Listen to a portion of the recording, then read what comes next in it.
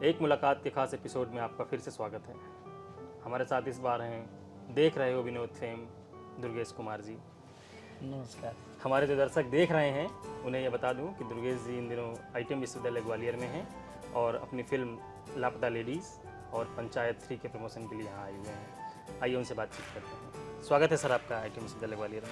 धन्यवाद। पहला सवाल, दरभंगा से बम्बई तक का सफ़र और दिल्ली में जो आपका पूरा जीवन बीता है थिएटर करते हुए, कुछ जानना चाहेंगे? सर ऐसा है कि मैं एक्टर बनना नहीं चाहता था।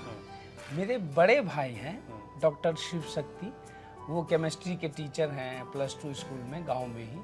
तो उन्होंने मुझे 98 क्रांतिकारी साल माना जाता है क्योंकि हमारे देश को आज़ाद हुए 50 साल हुए थे और बहुत कल्चरल एक्टिविटी चल रही थी सरकारी विद्यालयों में। जैसे मेरा हाई स्कूल है सर्वोदय उच्च विद्यालय गंगा सागर भटियारी सराय, तो वहाँ पे एक प्रोग्राम हुआ तो उसमें मैंने भाषण प्रतियोगिता में हिस्सा लिया। मेरे पास कंटेंट नहीं था पर मेरा जो ओज था उसे 350-400 लोग इकट्ठे हो गए, लड़का क्या बोल रहा है। तो उस दिन मुझे पहला एहसास हुआ कि मैं कुछ कर सकता हूँ इस क्षेत्र में।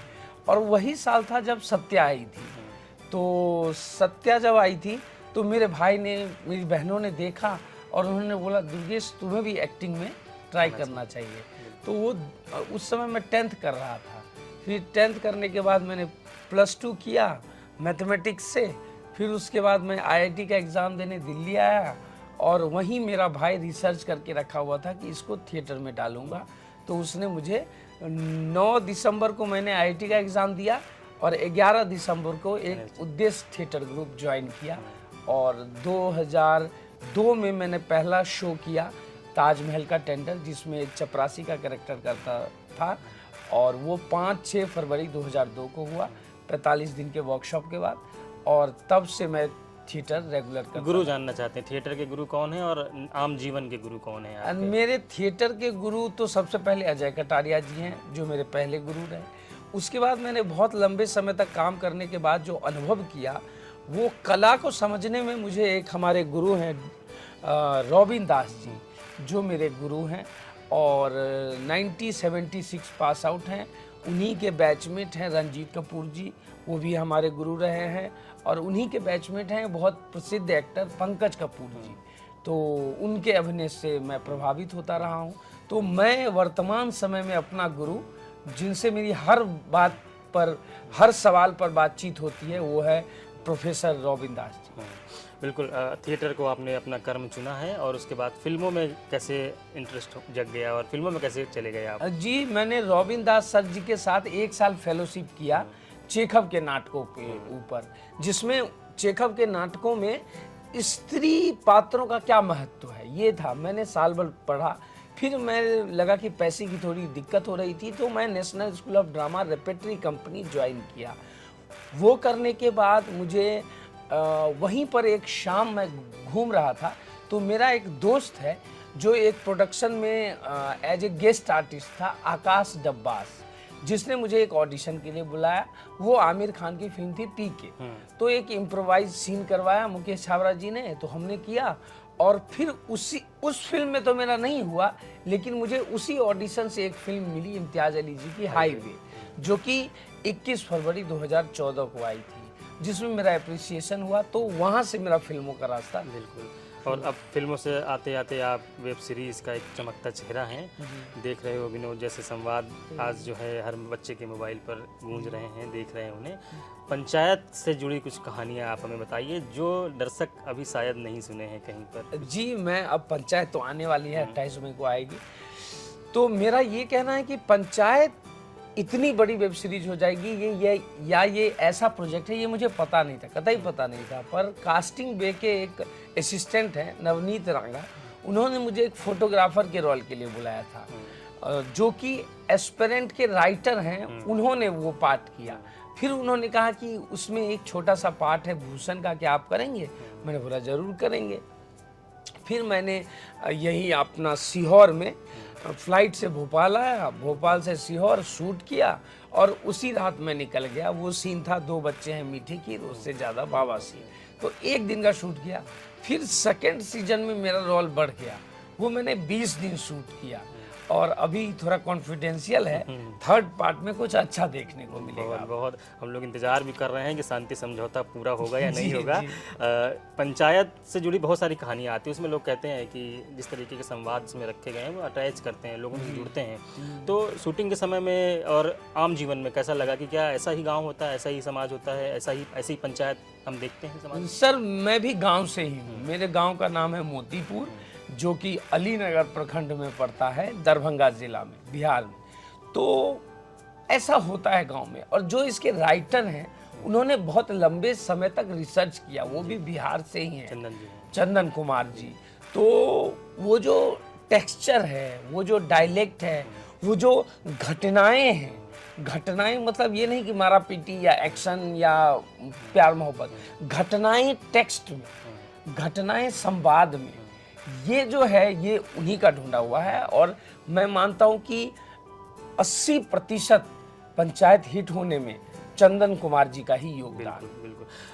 अच्छा, जो संवाद लिखे गए चंदन जी द्वारा, उसमें से जो आपके किरदार के लिए संवाद लिखे गए, हम चाहते हैं कि 2-4 संवाद आप हमारे दर्शकों के बीच में रखें और एक्सक्लूसिव रहे, हम ऐसा भी चाहते हैं। और उन्हें करने में कैसा आपको फील होता है जब वो आप स्क्रीन पर, मोबाइल स्क्रीन पर अपने मीम को देख रहे होते हैं, तो आपको कैसा लगता है? मुझे तो बहुत अच्छा लगता है सर। और क्योंकि हम लोग लोअर मिडिल क्लास हैं, तो हमें जब प्रसिद्धि मिलने लगती है तो लगता है कि यार कुछ तो हुआ है, लोग कनेक्ट किए हैं। 140 करोड़ जनता है हमारे देश में, और तमिल तेलुगु हर क्षेत्र में मेरे मीम्स आते हैं। तो अच्छा लगता है कि लोगों तक रीच है, लोग पहुंच रहे हैं, समझ रहे हैं, मेरे अभिनय को जान रहे हैं, उनको कुछ गुदगुदा रही है मेरे संवाद, मेरे कैरेक्टर। तो मेरा मानना ये है, तो जिससे उसमें मेरा सबसे फेमस तो यही है कि देख रहा है विनोद, अंग्रेजी घुमा घुमा के कैसे बातें कर रहे हैं। तो ये एक डायलॉग है। फिर एक ये है कि सचिव जी ये क्या लिखवा रहा है, तो वो बोलते हैं कि सरकारी काम है, ये कर रहे हैं, वो कर रहे हैं, हटवाइए हटवाइए। हमारे घर में 3 बच्चा है, हमारे आस पड़ोस में सबको 3 को 4 को बच्चा है। अगर आप ये पोस्टर लगवाएंगे तो एक को वोट प्रधान जी को नहीं मिलेगा। तो बात समझ जाइए, ये सब पोस्टर हटवाइए। तो ऐसा संवाद। अच्छा, अभी जो पंचायत 3 के ट्रेलर लॉन्च हुआ है, उसमें उसका एक संवाद अगर आप उसमें भी है, जैसे कि मेरा ये रहता है कि आप कैसे प्रधान दूरदर्शी होना चाहिए। उसका कहने का सबटेक्स्ट ये है कि मैं दूरदर्शी प्रधान बनूंगा और आप लोग जो ये बकैती करते रहते हैं इन सबको हटवाऊंगा। तो इस तरह की चीज़ें बहुत बहुत अच्छा लग रहा है। हम ये भी जानना चाहते हैं कि दुर्गेश जी अपने जीवन में क्या पढ़ते हैं और क्या देखते हैं? जी, देखिए आप जब एक्टिंग शुरू करते हैं तो दसियों चीज़ होती है, हर तरह का। जैसे आपके भी इंस्टीट्यूट में इंस्टॉलेशन लगा हुआ है, आर्ट है, क्रिएटिव चीज़ है, फिल्में बनती हैं, ये होता है। मेरा जो मकसद है, जो मैं 38 साल का हूँ, मैंने जो अनुभव किया, मुझे एक्टिंग थ्योरी बहुत पसंद है, उनको मैं कहानियों की तरफ पढ़ता हूँ। और मैंने एक थिएटर ग्रुप बनाया है, द पुअर थिएटर कंपनी, जिसमें मैं उसका प्रयोग करता हूँ। देखिए, लोग बोलते हैं कि प्रयास कीजिए, घर पे प्रैक्टिस कीजिए। नहीं, जब तक आप फ्लोर पे उतरेंगे नहीं तब तक प्रैक्टिस होगी नहीं।